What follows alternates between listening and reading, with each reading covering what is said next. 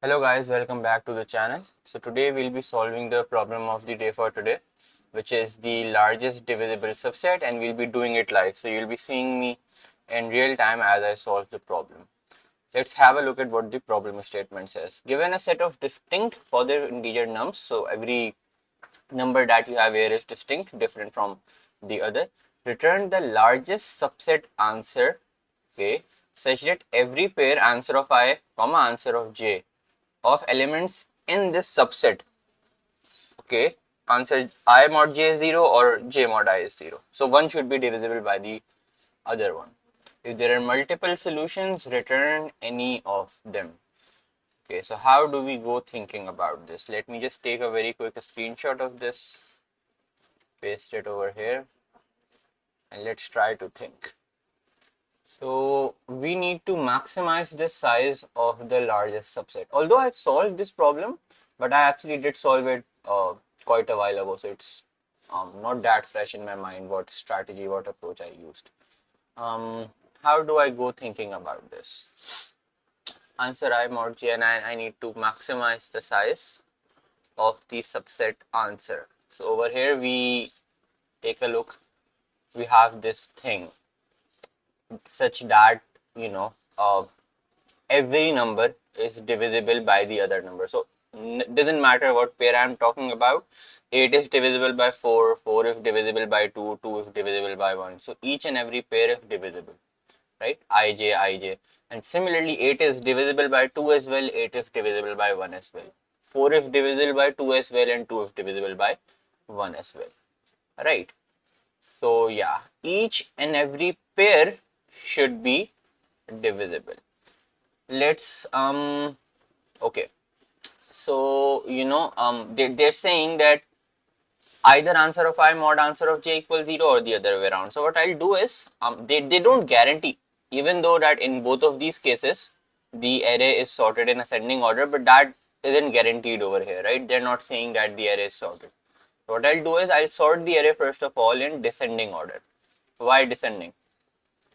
Just think about this, because for example, if I have 8 4 2 1, then I 100% know for a fact that I need to calculate the remainder like this: nums of I mod nums of j. So 8 mod 4, it's always going to be either 0 if it's completely divisible, and if it's not, then it's going to be something which is other than 0. But then for example, if you do 4 mod 8, then even though 8 is divisible by 4, still you're going to get 4 and not 0. So the reason behind this is solely to just sort of make sure that the numbers are completely divisible. Okay, so maybe I can use a sliding window approach over here, maybe, not too sure. So what's going to happen is I'm going to have I'm going to okay, no, so it it's not uh, it's not necessary that the numbers which I'm going to get are going to be contiguous, and if they are not contiguous, then I cannot use sliding window. Over here they are contiguous, but just think about this. For example, if you had something like 27 8 4 2 1, and then, or maybe something like this, so 8 4 2, and then you had 9 3 and 1. So your largest subset, actually you have 2 over here. Let's maybe remove the 2. Okay, so how many subsets do you have which follow these conditions? You have 27 9 3 1, right? And then you have 8 4 1 as well. This is of size 3, this is of size 4, and what you're seeing over here is that 1 is shared in both of them. So that could be a scenario as well, wherein one number is actually a part of, if it's only going to be, I think, in this scenario only, but no, there could be a number which is other than 1 as well, which could be a part of two different subsets. So yeah, how do I go thinking about this?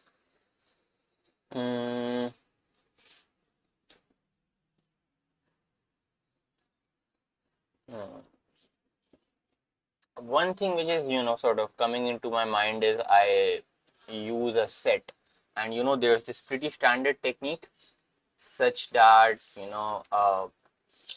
for example, if I have 8421, so what I'll do is I'll just push the first number in my set, okay, and then I'll start iterating from over here, from the first index, and then I'll see if I have any number inside my set that is, be completely divisible by 4. So 8 mod 4 is actually equal 0. So 8, that lets me know that 8 and 4 can form a subset, right? And I can even do this particular optimization, but just for now, let's just continue with this. When I reach 4, sorry, now I reach 2, right? Okay, so acha, since I have already processed 4, I'm going to put that in my set. Now I have 2, so I'm going to see if 8 is divisible by 2, if 4 is divisible by 2. Say both of them are. So what I'm going to do is I'm going to append 2 in this particular set, right? And I'm going to push 2 over here as well. And then for a fact, if you have 1, then 1 is actually going to be a part of all the subsets that you have. So no matter what subset you are talking about, everything in the world is divisible by 1. So if you have 1 inside your array, you know that about it, right? But what you observed was that you had to do 2 operations for 2, 1 and 2. You could actually, and just think about it. If, for example, you had 16 and 32 over here, what then? You would have had to do 16 mod 2, 32 mod 2, so many extra operations. So this is clearly redundant. We can, optimize this. After having done the brute force approach, we can optimize this a bit. How? By, I think, taking a map of some sort. So if, for example, if I had an array like this, 16, 8, 4, 2, 1, then again, I do the very same thing. My I is over here. I push the 16 over here and don't do anything. I increment my I, and then I see if 16 mod 8 is 0, and it is, right? So what will I do? What I'll do is I'll do this, something like this. So I'll say that 16, this number, is completely divisible by this number, and there could be multiple such numbers, right? So yeah, something like this, and then I come to 4, I push 8 over here. Now just think about this. I only need to do this. If I do 8 mod 4 and it comes out to be 0, then I automatically know that 4 is also going to divide 6. Since 8 was completely divisible by 4 and 16 is completely divisible by 8, then I know by transitive property that 16 is also divisible by 4, right? So yeah, what I can say is that this number completely divides this number, and by the definition of it, if I do a depth first search over here, I will know that 4 also divides 16, even though I'm not writing that over here, but then I'll know that, obviously, right? Okay, then I increment my I see I push 4 over here. You see, why am I not traversing afterwards? I should, right? In this scenario, I am not, because both of these numbers are divisible by 4. So you see, if I check 4 mod 2, it comes out to be 0. By the definition of it, I can say that 4 is a number which is divisible by 2, and since 4 divides 8, 8 divides 16, 8 and 16 are over here as well by default. So I'll push 2 over here. and then we know for a fact 1 is a part of all subsets, right? Is a part of all subsets. Okay. Right.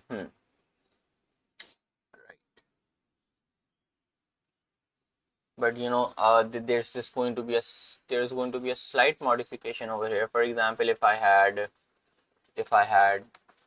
16, 8, 9, 8, I'm sort of doing in a sorted way. 16, 9, 8, 3, 2 and 1, right? So you have two subarrays present over here. One is 16, 8, 2, and 1 is a part of all of them, so 1, and then you have 9, 3 and 1, right? So if I do the same strategy at this point, what happens? First of all I push the 16 over here, and then I come to this point, right? Now 9 doesn't clearly divide 16, it doesn't, so I do nothing, I just put 9 over here, right? Okay, then I come till this point. You see, I'm first of all going to check if 8 divides this number. If it does, but still, there could be a scenario I will still have to iterate through the whole set, I think, and not just stop at the very first number which is divisible. That I think isn't optimal in all the cases. So yeah, 8 does not divide 9, so I'll check this number. 8 does divide 16, so I'll just maybe mark it over here. 16 is a number which is divisible by 8. Okay, then I push 8 over here. Alright, then I come to 3. 3 does not divide 8. 3 does not divide 8, but it does divide 9. So I'll keep a track of that over here, that 3 does divide 9. Okay, I come till 2, I push 3 over here. Okay, this is my set. I see if 2 divides 3, it does not. If 2 divides 8, it does, right? Okay, so I'll just mark it over here that 2 divides 8. Okay, alright, then I'll push 2 over here, and you see I did not have to check either the 9 or the 16. It makes sense, right? Because 2 divides 8, 8 divides 16, so by default you have 16 over here. Makes sense, totally logical. And then you have 1. 1 is actually a part of all the subsets. Now, how do I go from this particular map? How do I go from this map and build all the possible subsets? You see, I can do a very simple DFS over here, right? And what I'll do is I'll just as I'm apart from 1. So if you have 1 apart from 1, as I'm choosing these elements, what I'll do is I'll mark them true. So one subset that I have is this, 2, 8, and then from 2 I reach 8, so I go to 8 and then 16, and then 16 is not further present in the map, so this is one of my subsets and 1 as well, because 1 is a part of all. Then what did I do? Firstly I choose 2, so I'll mark it true, then 8, mark it true, then 16, mark it true, so that I do not sort of visit them again. Yeah, I think okay, I don't know if we really need this marking, this labeling of true, but let's see. Okay, then what do I do? Yeah, we need them. So in the next scenario, again I start iterating from 2, but then I see that it is marked true. So what I'll do is I will come to the next row of the map. Usually we go upwards, right? Inside up. So if you print a map, it's going to print the lowest row first, and then it's going to go upwards. That's why I'm traversing from the bottom to the top. So then it's going to choose 3. Okay, what I'm going to do is I'm going to make another subset, push 3 inside of it, and I'm going to reach 9. 9 is not further present in the map, so no further exploration, but I'll put 9 over here, and then 1 is a part of all, so 1 over here as well. So this is another subset of mine. Since the size of this one was 4, and then mark this as true as well, this as true as well. Maybe what I can do is I can have a count over here, a count variable over here, and that will just let me know as soon as it reaches 5, it will just let me know that you have marked all of them as true, right? I won't even have to, iterate through the whole array and see if everyone is marked true. This count will just let me know. Or what you can do is you can iterate as well. It doesn't really, save that much time. It's just an O of n operation. You can iterate through the whole array and check if all of them are marked or not. But yeah, it saves some time. Okay, this is 3, so we return this as the answer. Okay, we can, yeah, I think do this maybe. Let's try. Let's see if it works.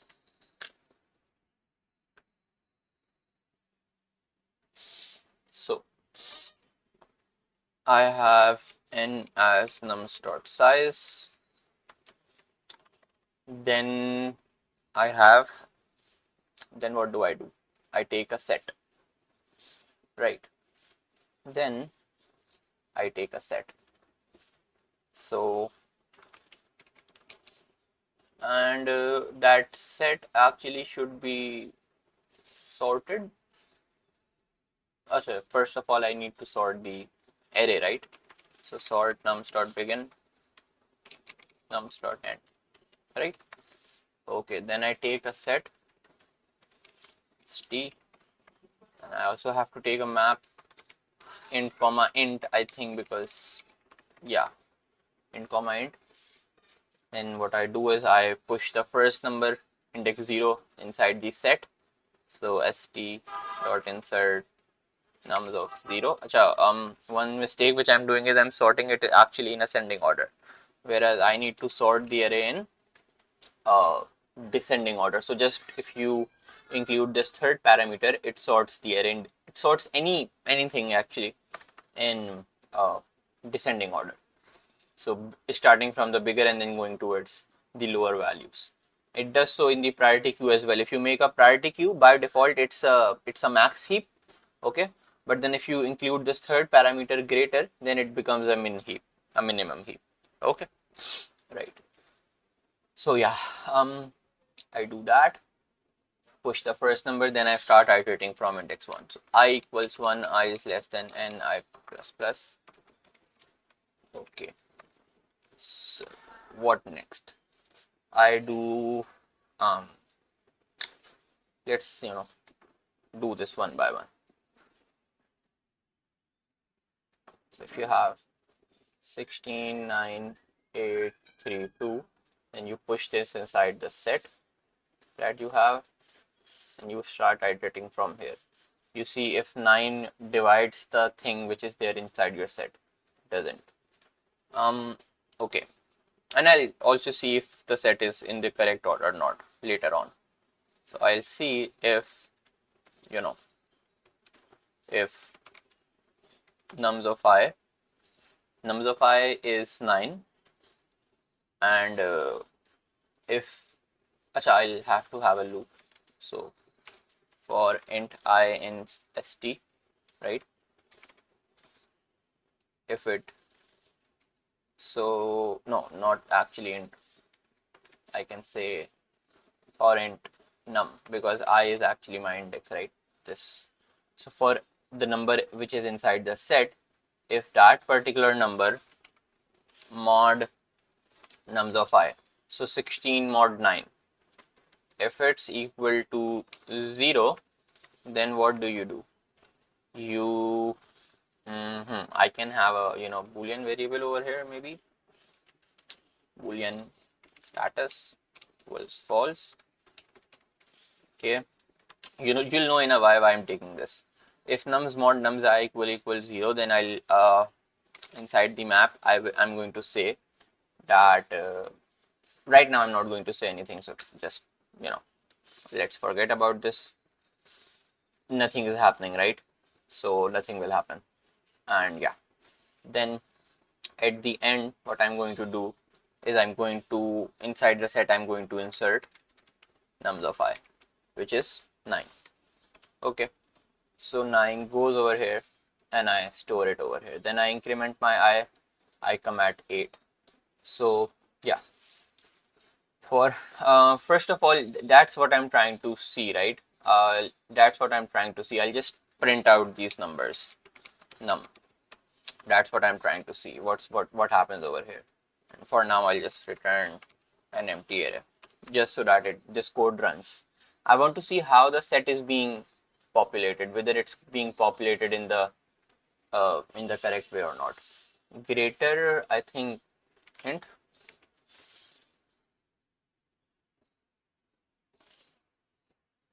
What's wrong? Oh, I think it's something like this.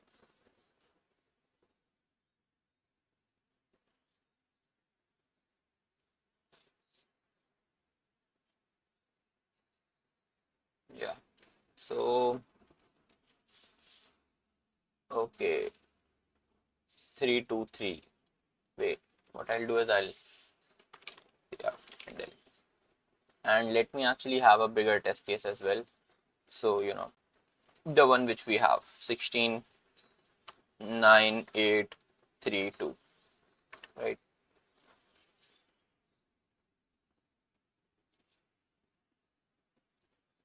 Okay, so yeah, first 16 goes, then it's 9 16, then it's 8 9 16, then it's 3 8 9 16. Okay, what I needed was to check. Yeah, okay. Do I what's the first number that it checks? It sees the lower number first, right? So yeah, say it works for me. It checks the lower number first. That's why it's printing it at the earliest. So it prints the 3 first. So that is exactly what I want. I want the earlier numbers, the smaller numbers, to be accessed first. Then what I'm going to do is this. So if num, which is the current number in the set which I'm talking about, if num, right now I'm standing at 8. Okay, this is my nums array, and this is the num actually. If num mod nums of I, if it's equal 0, then what do? I capture it inside the map. So I'll say that 8 is something which completely divides 16. So mp of nums of I, which is 8, equals uh, equals what? The num, the set, the number which was present in the set, right? And over here what I'll do is I'll do status equals true. Do I need to do this? No, it doesn't really matter. I don't need it. So I'll just do break over here so that I come out of this particular loop. Okay, and yeah, I'll just do break. That's it. I'll insert that number in set. Why I'm breaking out of this loop is because I don't need to compare. If I have found a perfect match, I'll just store it in the map and then I'll break out. So okay, right. Then I come to 3. 3 should, this thing, 8 and 3 and 2. So 2 should capture 8. Yeah, so I should have this map at the end. So if I just see this, if I just print out the map, how do we do that? We do something like this for auto row in map. So for each row which is there inside the map, just print row dot first, which is the key, followed by the value, which is row dot second. Right. So for each row, I am printing out the key as well as the value. So for each row, this is one row, this is another row, this is another row, this is the key, this is the value, right? Okay. So in the end, how does the 2 8 3 9 and then 8 16? Yeah, looks good, looks good. Okay, then what I need to do is have a have a have a boolean array. I did not have one over here, but if I had one, then it would have been a part of every sub array. I'll just check that. I'll just see, because uh, you have the lowest number that you can have is 1. So I'll just check if 1 was present, it would have had, if it would have been at the last index. So I'll just have an if statement, and whatever subset is the largest, I'll check this. If 1 is present in the array, I'll just put 1 at the end of that subset, because 1 can be adjusted anywhere, right? 1 is a sort of jack of all. So I'll just put that over here after checking. Let's not worry about 1 over here, 1 right now. Now, time for DFS. Okay, time for DFS. Now that we know what is inside of our map, we need to generate all the possible subsets. So I'm going to pass, I'll maybe have a vector of int in order to capture all the subsets, all subsets, and then I'll have a vector of int which is which tracks the current subset. I don't know. Or what I can do is,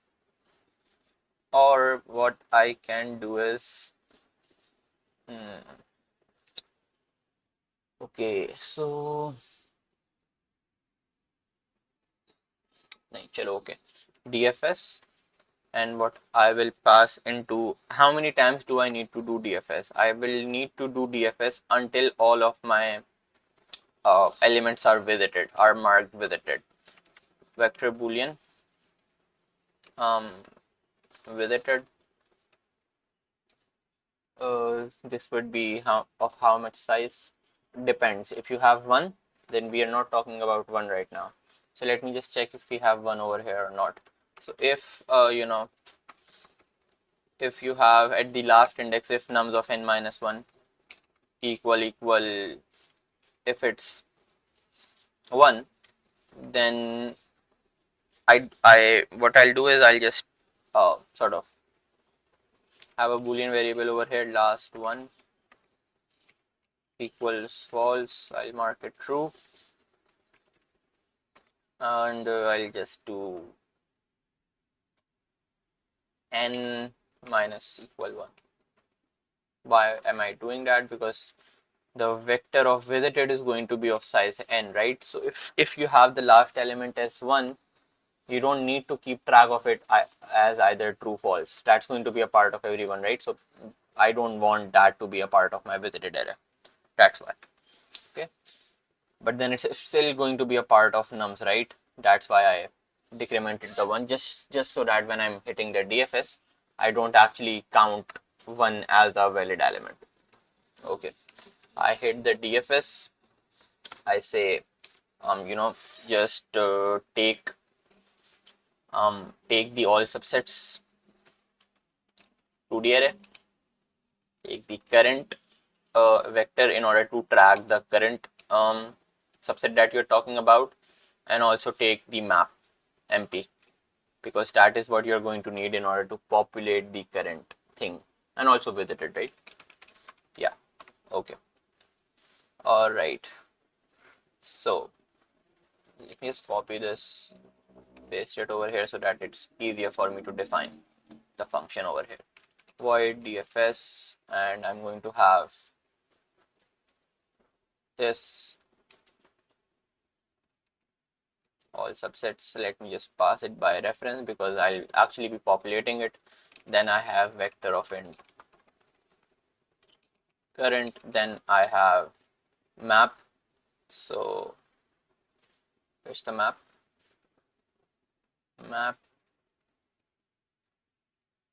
All right, let me also pass this by reference, this also by reference,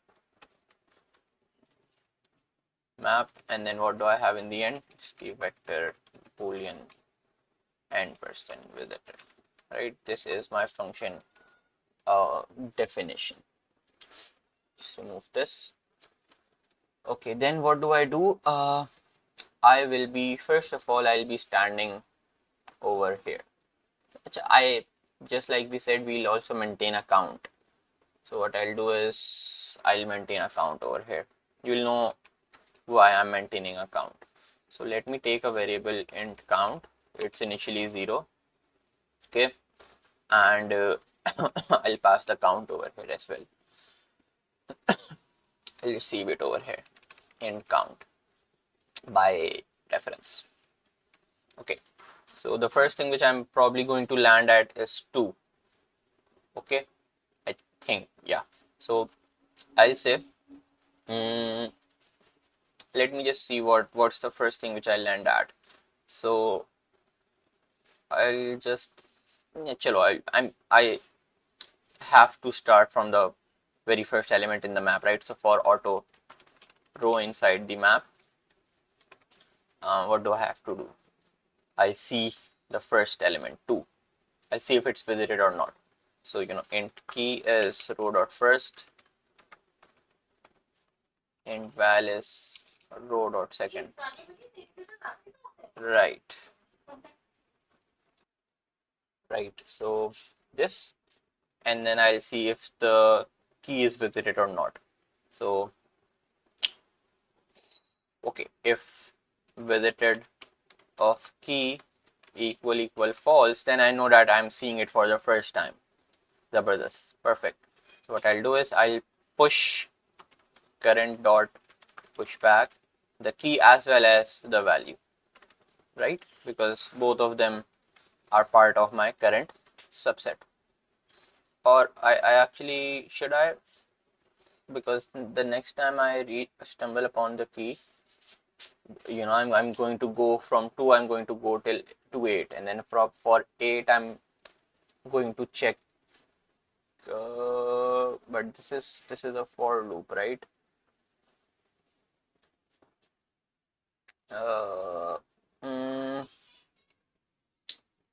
Let's okay.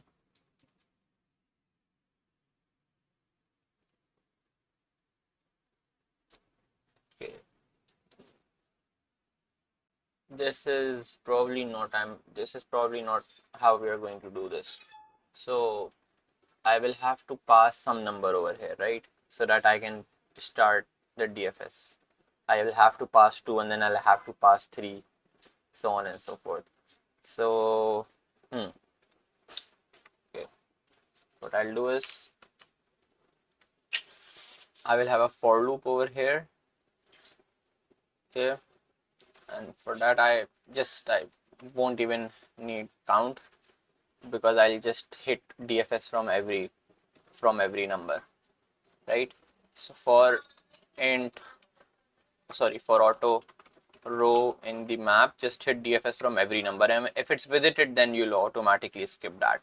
So int key equals row dot first, val equals row dot second, right? Okay, you hit DFS from the key, so you pass. Now just let me copy it, paste it over here, right? You pass all subsets, you pass the current, you pass the MP, pass visited, and you also pass what the key was.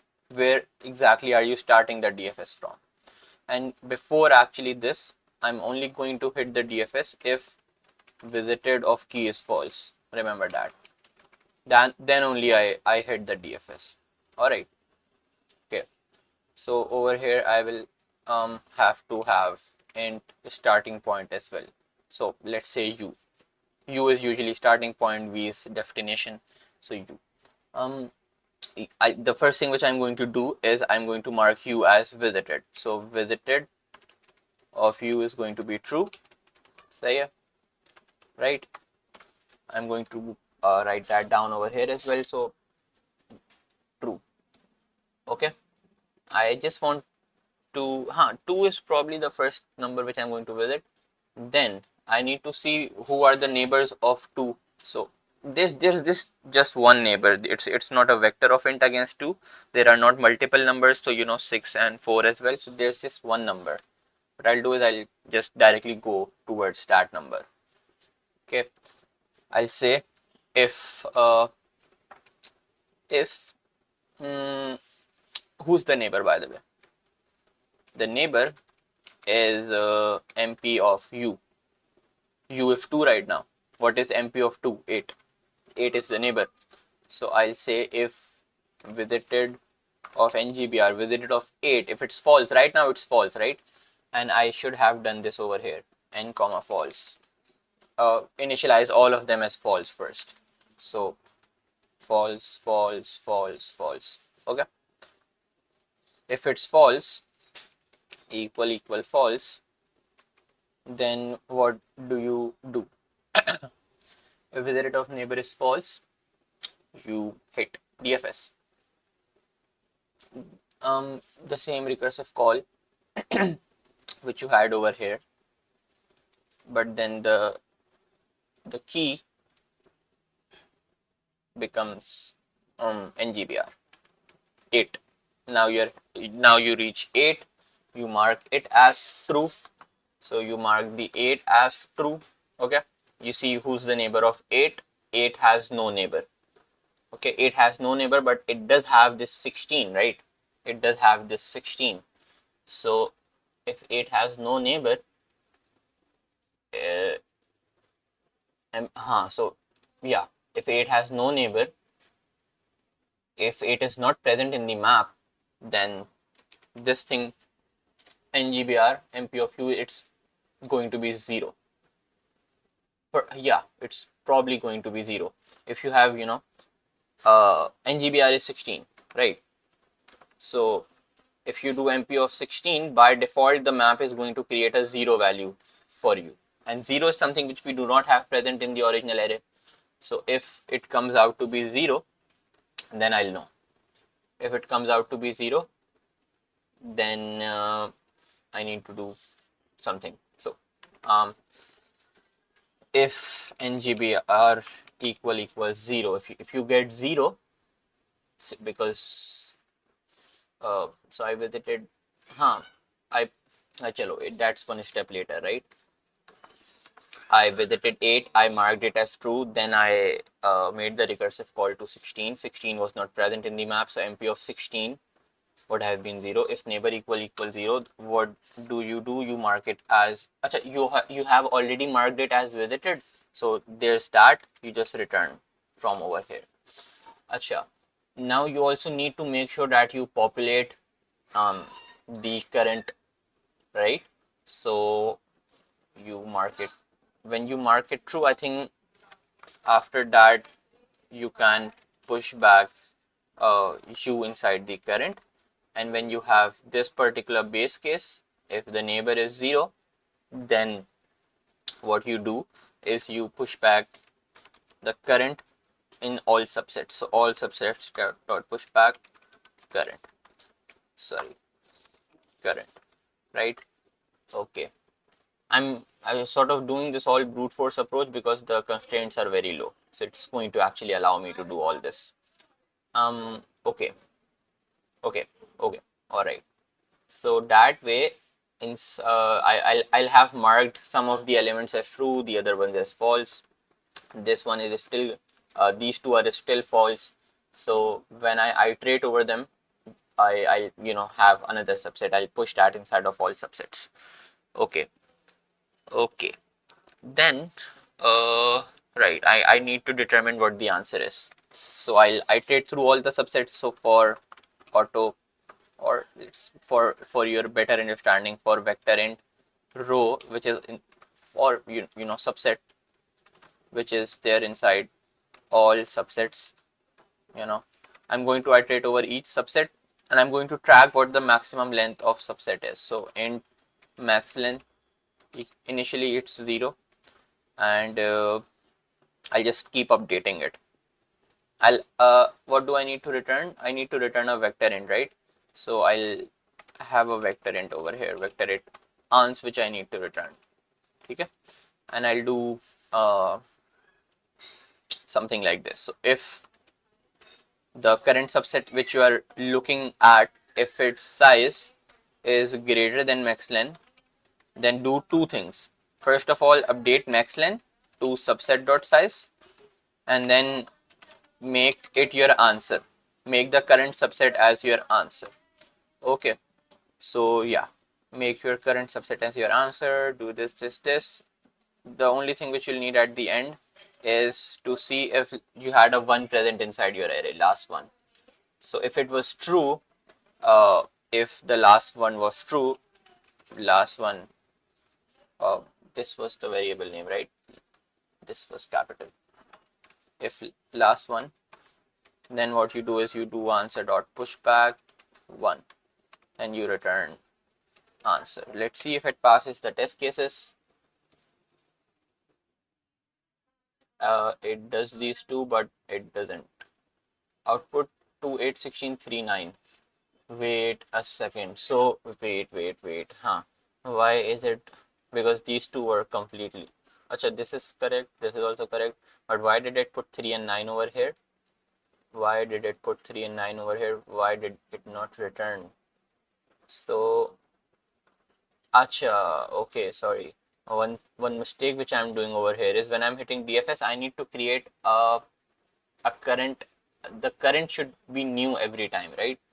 It needs to be empty. The second time you're hitting DFS, it needs to be empty. So, I think, yeah. So now if I hit DFS,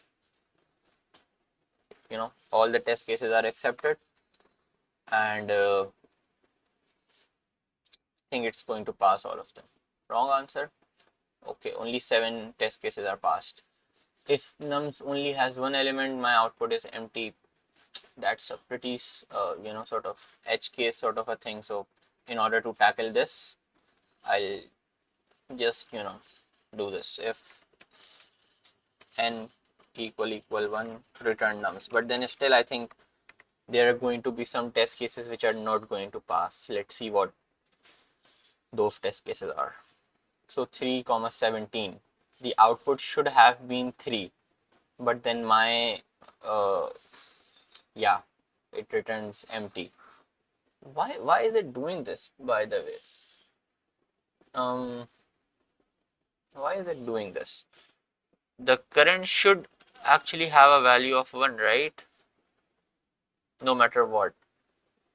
So the ultimate final answer which I am returning should at least be of size 1. Why is that not happening?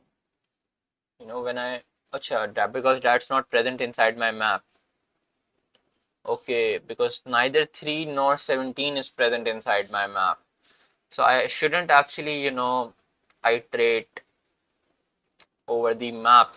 I don't need to iterate over the map. I need to iterate over the set. For int, I can say key in set. I need to, because all of the numbers are present in the set, right? All of them. The first number till the last number, right? Yeah, all of them are present. So let's, did I use this test case? I did, yeah. Okay.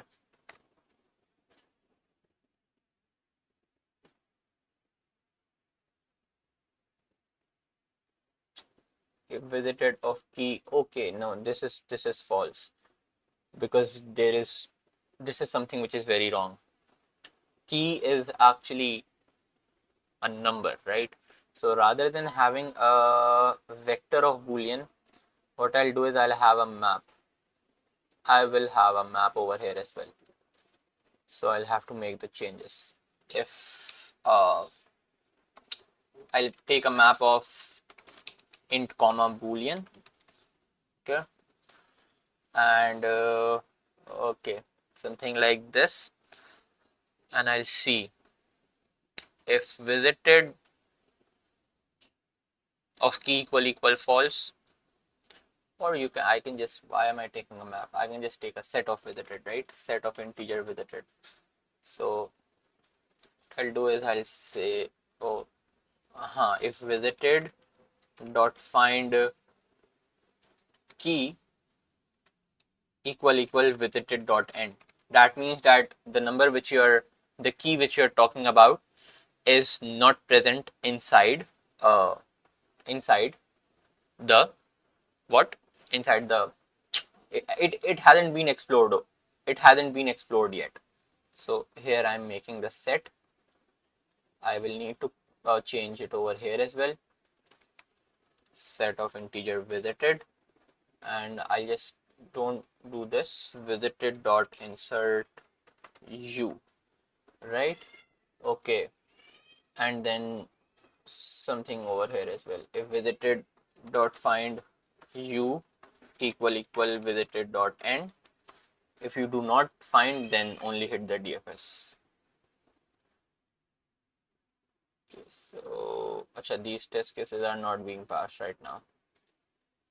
Should have been 1, 2. Oh, I think why did it not push back 1? Output is coming out as 8. It is coming out as 9. But over here it's 1, over here it's 3. Why am I getting this 1 number? What's wrong? What's wrong? Visited dot insert u.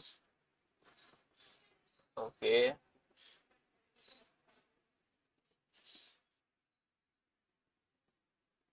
I think this is wrong.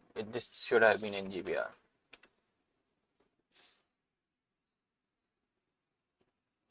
Yes, okay.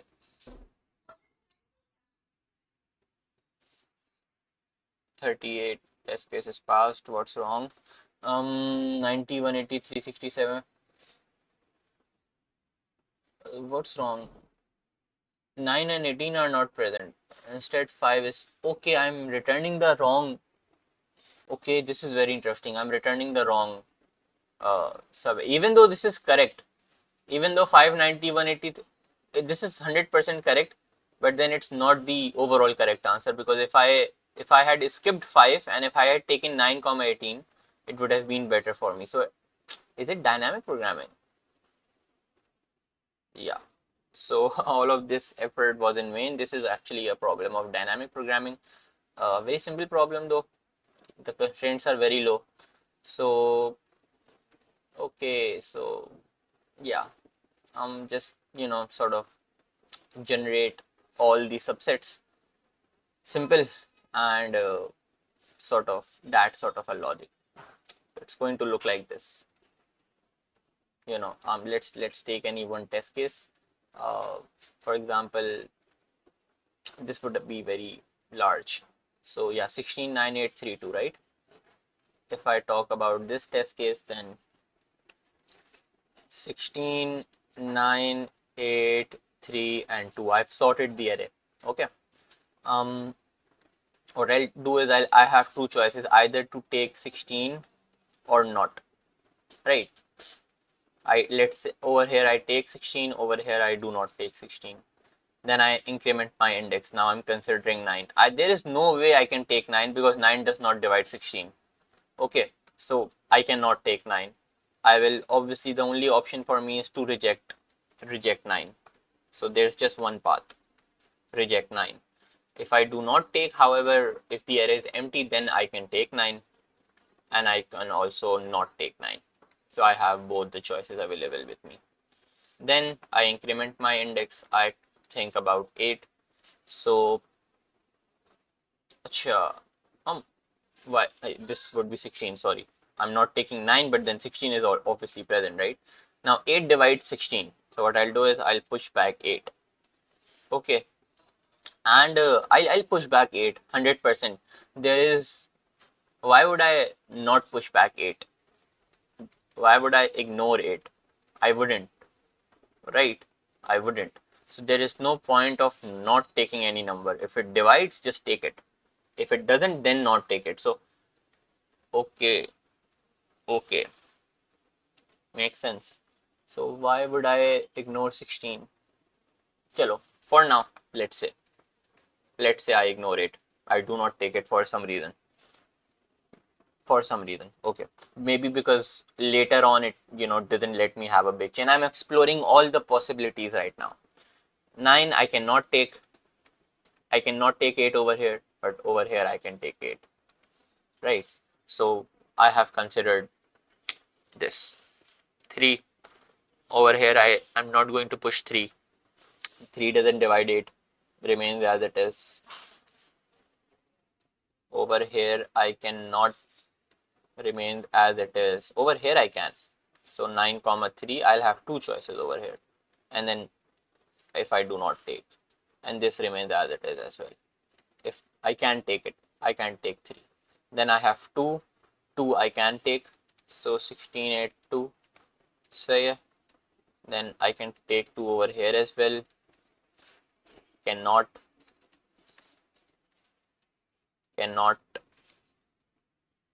and then 2 over here as well. Right. Out of all of them, this is my biggest answer, so I'll just return the size.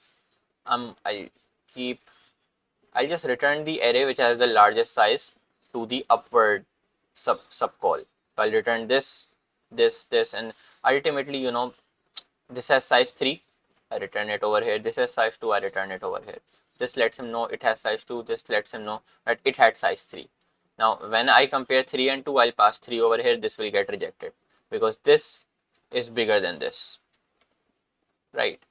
So something like this, 3 is going to pass over here, and ultimately this particular array is going to be returned as your answer. And obviously 1 is going to be present in all of them, just like before. Okay, so pretty standard dynamic programming question. We were unable to realize that it was dynamic programming, and it was very bad on our part. We should have realized earlier that it was a dynamic programming question. We shouldn't have had to look at the test case and then realize it was dynamic programming. Okay, so yeah.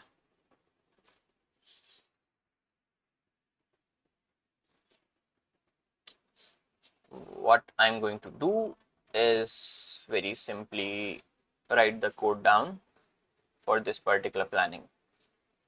How is that going to look like?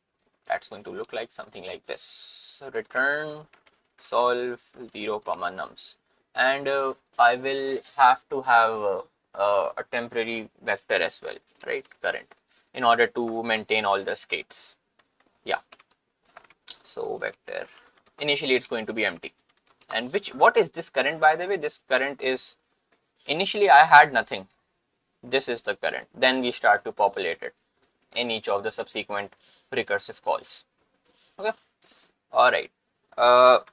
Vector of int solve int I index, vector of int n percent current, and then vector of int n percent nums. Okay. Now I have two choices, either I take or either I do not take. I'm exploring all the possibilities. But I did actually this not take approach na, I'll only consider this not taking approach when my array is empty. But if my array has something, then I'll just take it. Just prune this. You're not going to get an optimal answer by ignoring it. So don't. Just remove this whole thing. Prune it over. Prune from over here. But then if your array was empty, then it would have been a different case. In that case, you can consider taking or not taking. All right. Similarly, yeah. All right. Perfect. So the first condition which I'm going to check is this. If my current is empty, if current dot empty, right? Okay. Then I need to make both choices, take and not take. So I'll take a variable over here. Boolean is empty equal false. Is equals to current dot empty if it's either empty or not, right? Now vector int take is going to be that I choose the current element, and take actually depends on the fact that either is empty is true or the number which I am currently taking, it divides the foremost number which is there inside the array. So if I took 8 over here, because it divided 16. I took 2 over here because it divided 8. So vector int take is only going to be true in that case. That recursive call is only going to be made in this scenario. So initially it's going to be empty, right? if either is empty is true, or the number which I'm currently talking about, nums of I, it divides what? It divides current dot uh, current dot the how do we current dot back, I think current dot back mod nums of I equal 0. So it divides that. Alright, then I'm going to make the recursive call for take. So take is equals to, first of all I do current dot pushback nums of I, right? Just like I did over here with 16. And then I make the recursive call. So solve I plus 1 current and nums. Okay. All right. Okay. And similarly, not take. I'm only going to consider when the array is empty. Then only I'm going to consider not take, right? So yeah, if is empty, sorry, this should have been take. Okay. If is empty, then I do not make the recursive call. Let's see. Take is equals to, sorry, not is equals to solve I plus 1 current nums. All right. Then what do I return if take dot size is greater than, then there can be a case, there can be that particular case that, what if they both have equal size, but then when you go up, one of them becomes greater than the other. What do you do in that case? And then certainly there's going to be a case where our code is going to fail itself. Not dot size return take, else just return not take, right? And yeah,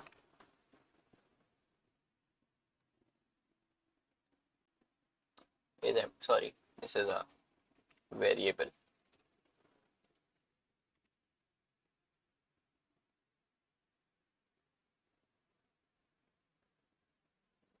Runtime error. I forgot the base case.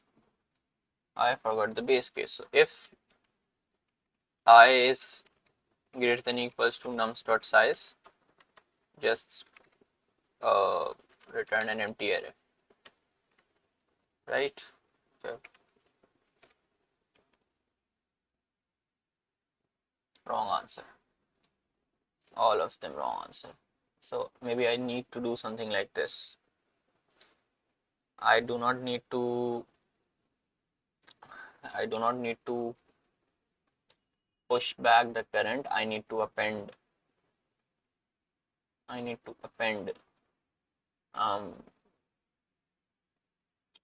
because it's returning an empty array. It's yeah, no.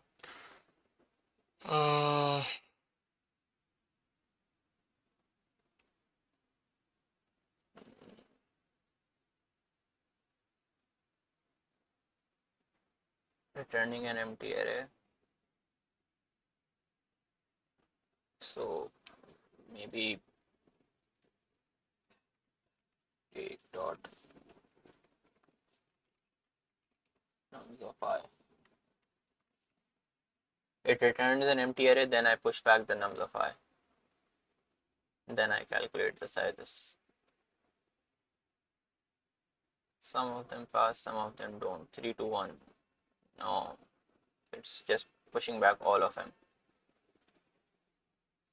17, 3, which is wrong, no. if it's empty is true, or current dot back mod nums of I equal 0. Why um it shouldn't be, right? Acha, take dot back, no. Acha, I will have to maintain a current over here as well. Current dot push back nums of I, maybe both of them.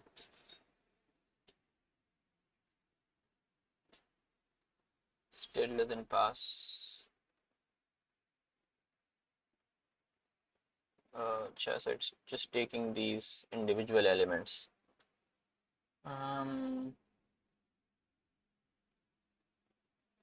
Maybe this is the other way around.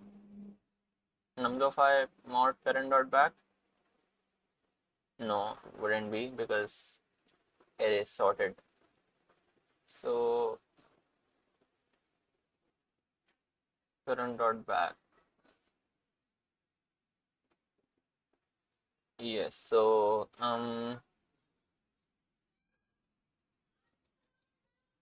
what I'm doing is something like this. So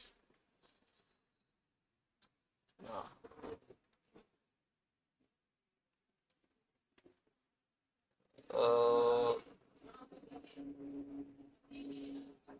why am I maintaining current? Or you know what? No, do not do this. And also do not do this. Just return empty. Do not do this. Mark it as void and have a global vector of int answer over here, which is currently empty. Okay, you do all the working, but then when you reach the base case, you what do? You return one thing, but then you also do this. If current dot size, if it's greater than ans dot size, then you update the ans. Okay, ans equals current, and then ultimately whatever your ans is, you return your ans. Hope this works. No, why? What happened? Acha, sorry. Yeah. But then why? But this way I wouldn't have to have this take and not. So yes, okay, okay.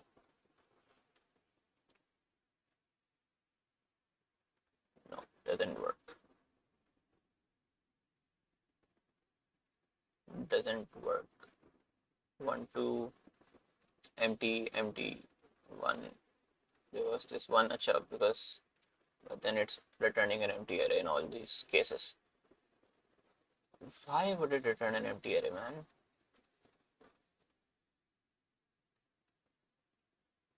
I'm current dot size is greater than answer dot size, ans equals current, then I'm returning. So if the array is empty, push back current. I think this back thing is fine, right? Dot back tells you what the number is present at the very back. Or should it be, I don't know if it's front, I don't know. Should be back, and doesn't really matter. Should be back, I think.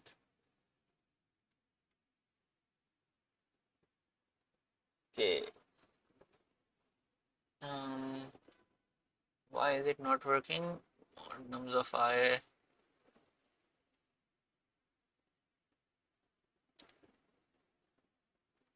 Let me just do this. If it's if not empty, then let me know. See out what current dot back actually is. And I hope it's a number and not an address. Probably number.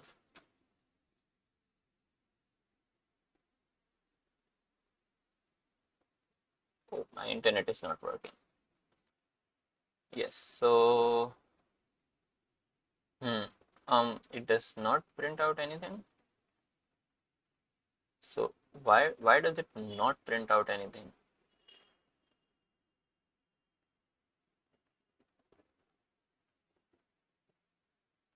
This condition doesn't become true any time. How is that possible?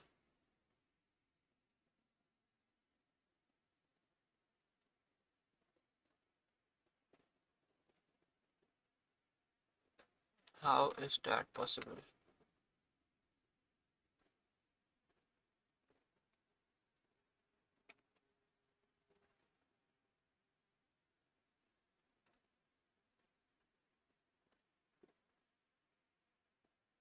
Sixteen.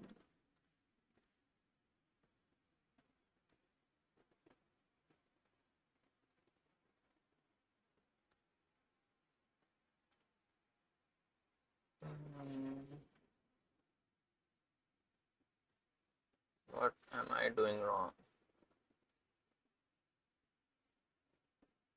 I pushed back current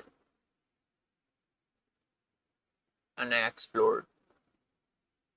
Then over here it's going to be, so I think not taking would mean uh, that I'd have to pop back this because I pushed it over here, so it's still present inside. Either one of them is no.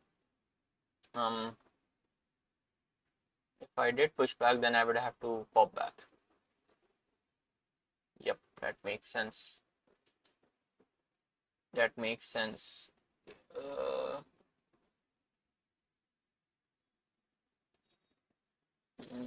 if I'm pushing back,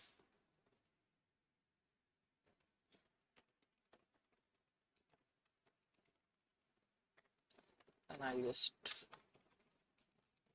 I did push back, and if I did push back, just remove that.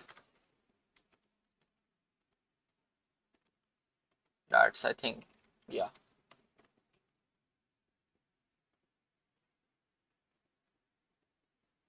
Nope, doesn't work. 1, 2, 4, 8.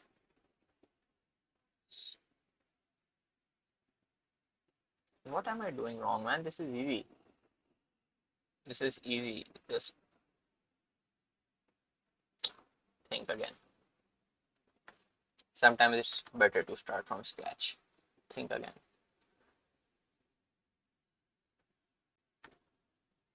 Properly now. You start with an empty array. You start with an empty array. Then you, since this is empty, you have a choice, taking or not taking. Okay, since this was empty, okay, then you increment the I. You have no way of taking 9, so remains as it is. But then since this was empty, you had a choice. You either take 9 or you do not take 9. This is the current which you are populating. Okay, then you had 8. So since you don't have this as empty, you're going to take 8 100%. Okay, you cannot take 8. Over here you have the choice. You can either take 8 or you cannot. You can also ignore it. Then you are at 3. So no chance of taking 3 because back. This is, I hope this is dot back. Over here you can, so you're going to. Over here you cannot. Over here you can, and you can also choose to ignore. Then you have 2. So 2 you're going to take over here, right? Over here not. Over here as well. Over here not. And over here you have a choice. either take 2 or not take 2. So this is the tree which you want to code up. Now just do one more step. This is when the base case hits. What would be the base case? As soon as your index is out of bound, this should be inside your current, and then based on the maximum size you return, whatever the maximum size subset did you get. Okay, so you're maintaining a current. Okay, so again, if your current is empty, then you have two choices, taking or not taking. So do that. Okay, so either you take the take case, the not take case. So the take case is going to be that you push current dot push back nums of I, then you explore I plus 1 current and nums, and then you not take it, so you choose to ignore it. Current dot pop back, do not take that element, and then you explore. Okay, nums. All right, and just return from over here. Do not go any further. But if the current was not empty, then you would then in that case you have what choice? You need to see what number is at the back. If current dot back, so you see current dot back, when over here I had 8, I was talking about 8, and 8 divided 16, which was current dot back. So if nums of I mod current dot back equal 0, if it's equal 0, then you take it, then you take current dot push back nums of I inside the current subset, and then you explore solve I plus 1 current nums, else you just carry on with the same current, you do not push back, right? Okay, then there's going to be a time where when the base case is going to hit. If I is greater than equals to nums dot size, then what you need to do, you need to make this comparison. If current dot size if current dot size is greater than ans dot size, so you're going to make ans the current, and then you are ultimately going to return the ans. Print time error. Current dot back is what does it say?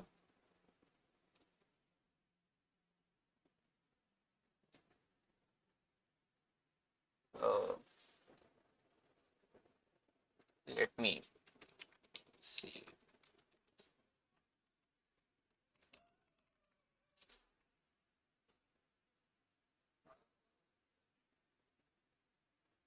Oh, I forgot to return.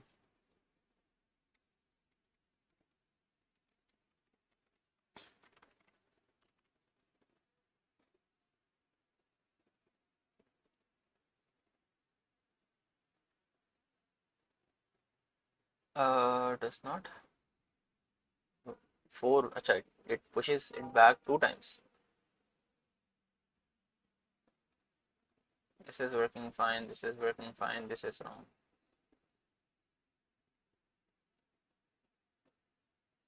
Five and 540.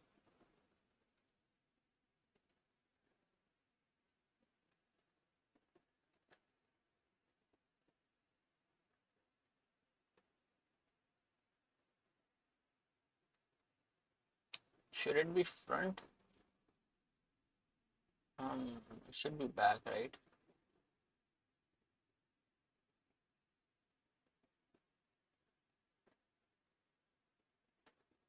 Let's, I don't know, experiment.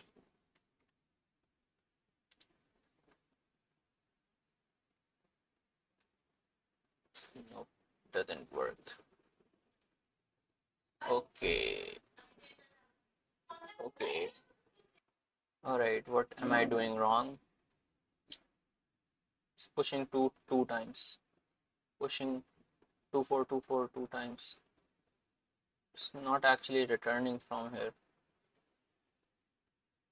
Why is it not returning? Oh, should return, right? Push 16, 9, 8, 3.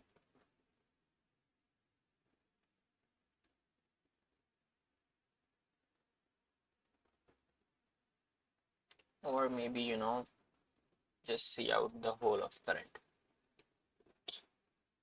apart along with this for int I in current, for int num in current.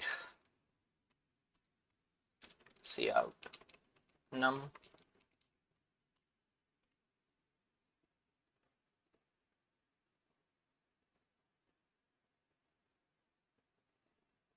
Why is this happening?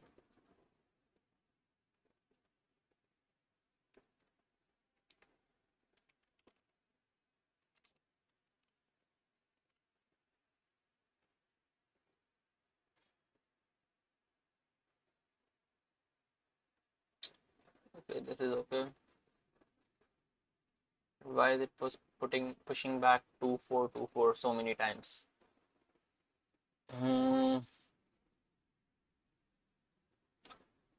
Return from here, right?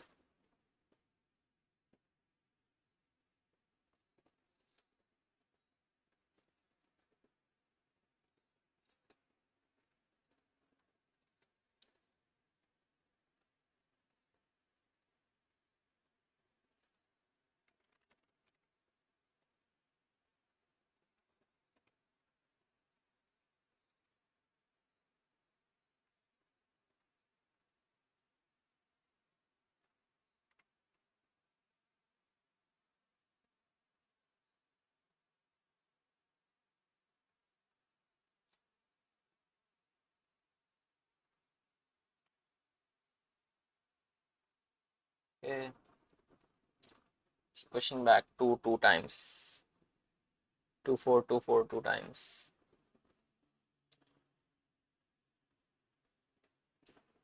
540. So it's pushing back these numbers. Why is it pushing back two times, man? Where am I making the mistake? Why is it pushing? I'm incrementing the I. Why is it pushing back two times?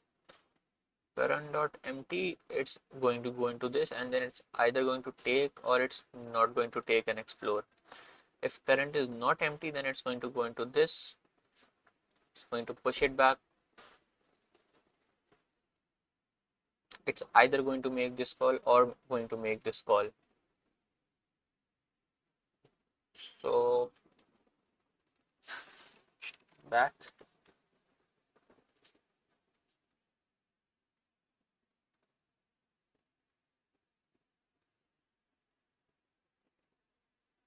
I need to see at what exact point it decides to push back the 4 for the second time.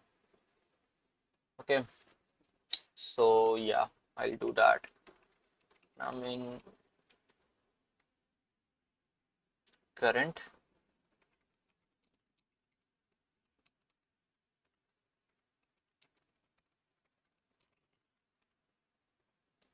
What is that exact moment at which it decides to push back 4 for the second time, and why does it do so?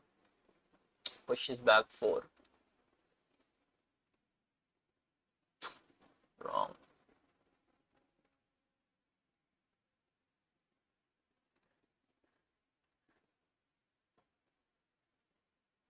Wasn't I getting a different output?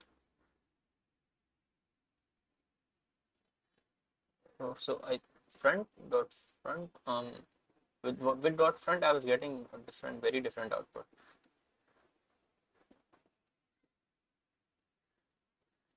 Mm,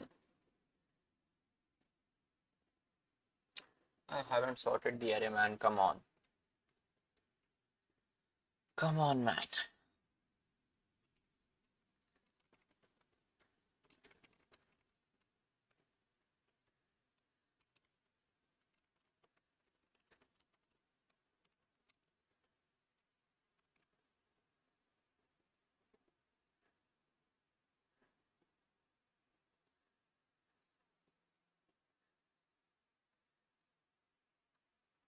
What?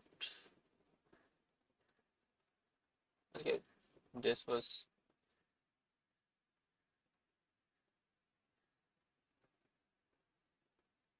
um what?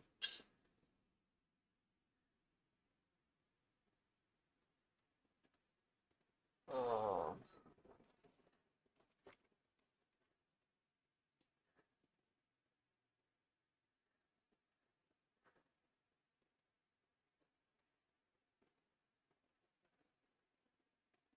okay. Feels like giving up, but we are not going to do that.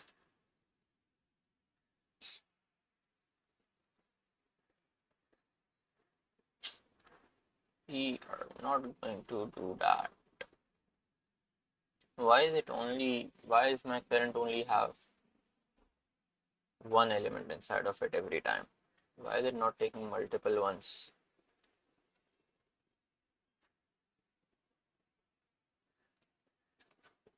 If it's true, then I take. If it's not, then this is wrong. Current dot back is going to be greater than nums of I.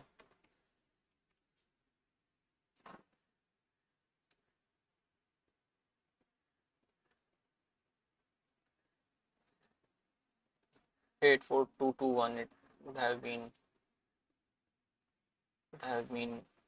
16882. Then I have. Achha, this is just not in correct order. And also 18 is 2 times. Why is 18 2 times? So before actually returning the answer, I need to sort the answer. We are very actually, I think, close to finishing this.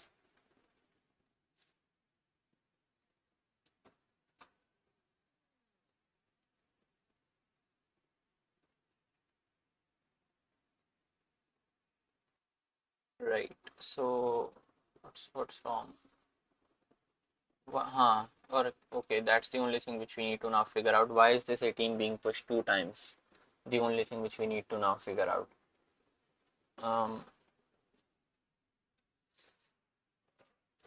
Maybe because no, I have these two choices, right? These are two different separate calls. So this is going to end differently as compared to this. So pop back and then explore. And then this is also if else, so either this or this.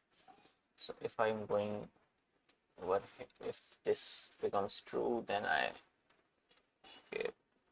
So why do you push 18?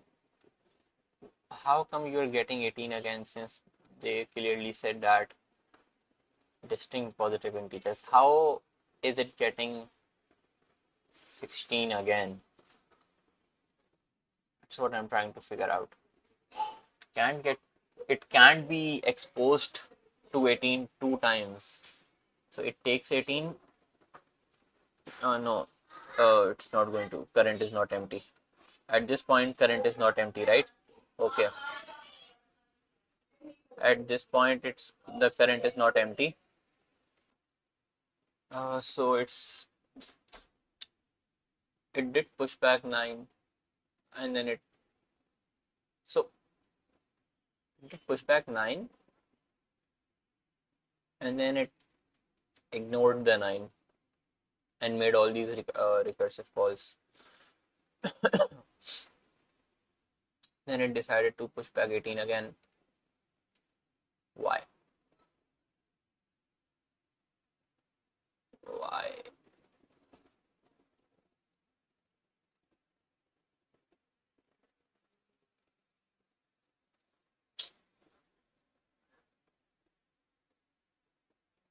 Why would it do so?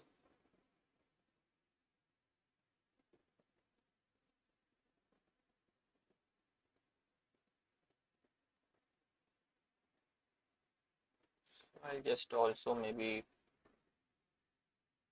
print something out over here.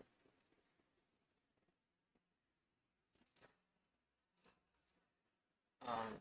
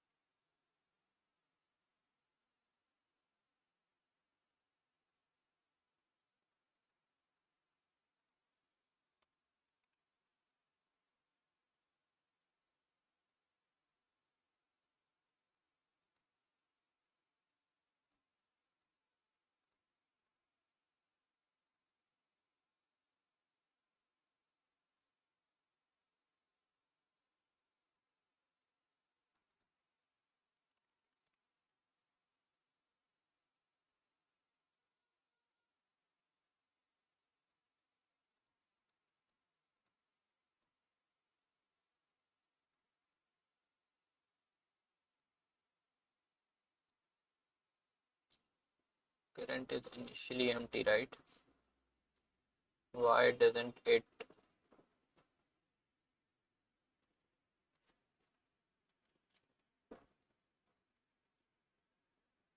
If current is empty, then it's not obviously going to print anything.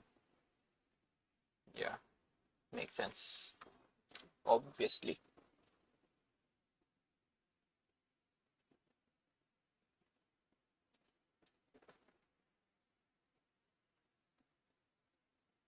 Why does it take 18 two times? Um,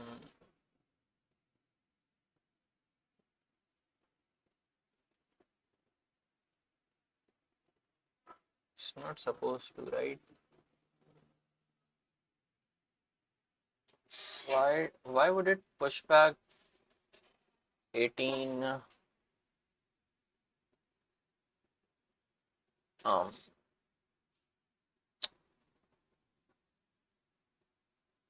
this is a very stupid condition, but current dot back should not be equals to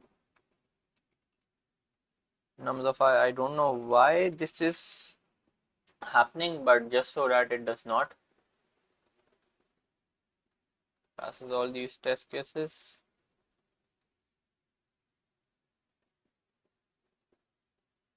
Wrong answer. Wrong answer. Okay. This is the point where we actually officially see the editorial, I think. I don't know.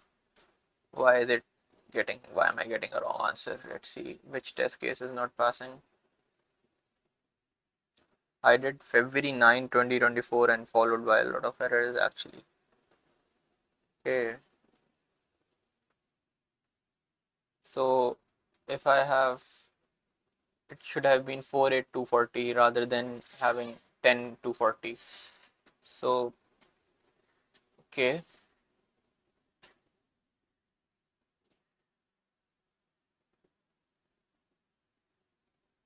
I would have,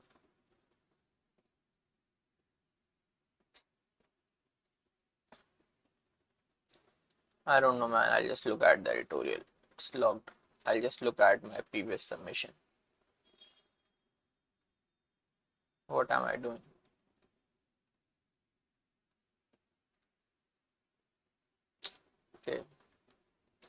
doing recursive TP.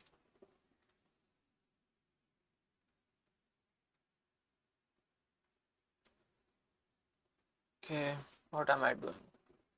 Sorting it in ascending order, nums last chosen index. Then I'm doing iterative TP. Alright. So I'll make a video. I'll explain what this solution means actually in the next video. Alright. I hope you enjoyed this one. Take care.